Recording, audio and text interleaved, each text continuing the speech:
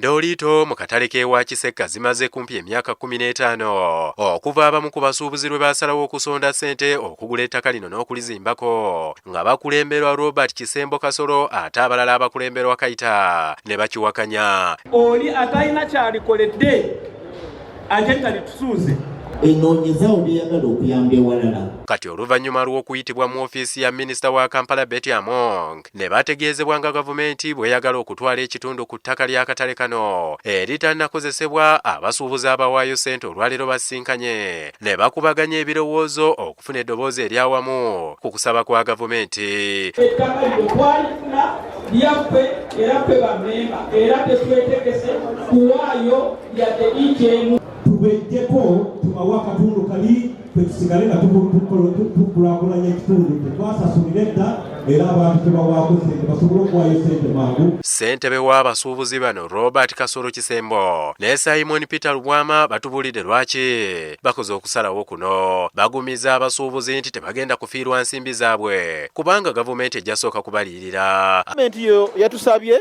okuba nti tugiwa awatanaba kuzimbibwa wonna esobola okutukompasetinga.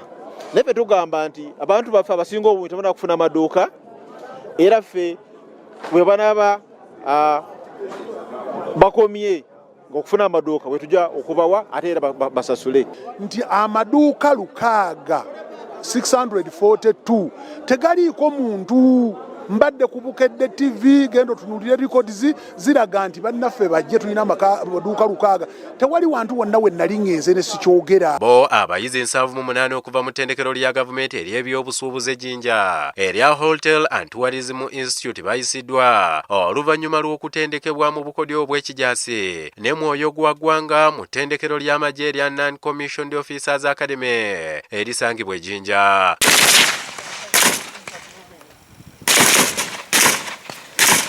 Bano nga abasinga basoma bya bulambuzi batendekeddwa okukuba sabbaawa okwerwanako n'okutaasa abalambuzi mu kaseera akazibu. Akulira ettendekero lino Kano Saadi Katamba akakasizza nti abayizi baweereddwa obukugu obumala okwerwanako n'okutaasa abalambuzi. Protect either the institution or the customer or to protect the resources. Nga basobola okwetaasa bonga bo n'okutaasa abagenyi baba bagenze nabo mu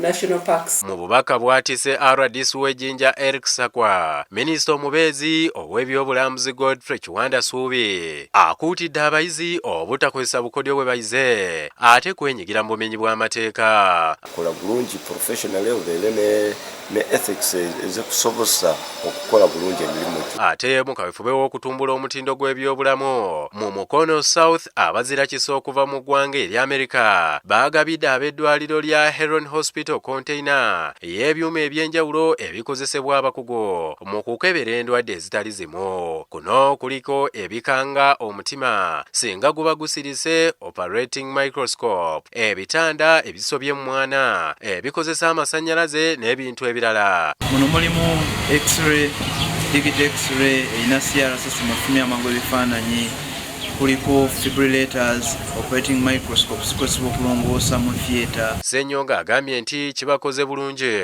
kuba okuva Ssaabasajja lwe yakyalira eddwaliro lino likoze kinene okutumbula ebyobujjanjabi mu kitundu. Kitukoze bulungi okuba nti ligenda bugenzi mu maaso.